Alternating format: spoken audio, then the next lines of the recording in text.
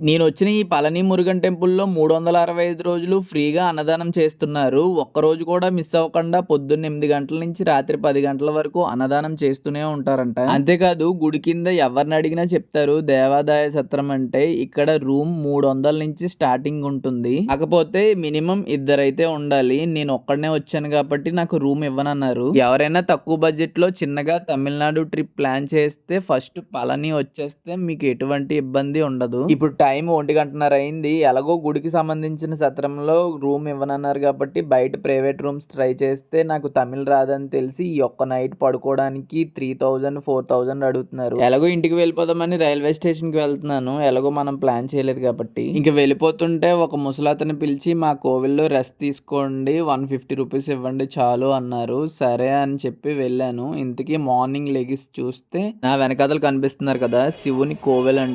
నిజంగా నా వెనకాతల ఉన్నారంటారా?